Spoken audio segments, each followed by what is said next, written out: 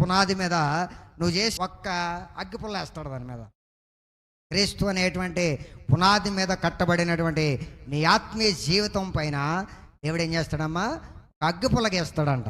అగ్గిపుల్లగేసినప్పుడు అది కనబడుతుంది, ఏది శ్రేష్టమైనది, ఏది యోగ్యునిగా దేవునికి కనబడింది, ఏ పని చర్చిలో తుడిచిన పనా, దేవుని సేవ చేసేటువంటి పనా, దేవుని యొక్క వాక్యం బోధించేటువంటి పనా, కోయిర్ టీంలో దేవునికి యొక్క ఆరాధించేటువంటి పనా, లేకపోతే కూరగాయలు కోసే పనా, లేకపోతే సువార్తను ప్రకటించే పనా, లేకపోతే ప్రార్థించే అనేకుల కొరకు వెళ్ళి ఏమీ ఆశించకుండా ప్రార్థించేటువంటి పనా, వాయిద్యాలు వాయించేటువంటి పనా, లేకపోతే లైవ్ దగ్గర ఉండేటువంటి పని, మొత్తం మీద దేవుని పని ఏదైతే ఉందో, ఏ పనిలో అయితే నువ్వు పాల్గొన్నావో ఆ పని మీద అగ్గిపుల్ల వేస్తాడంట.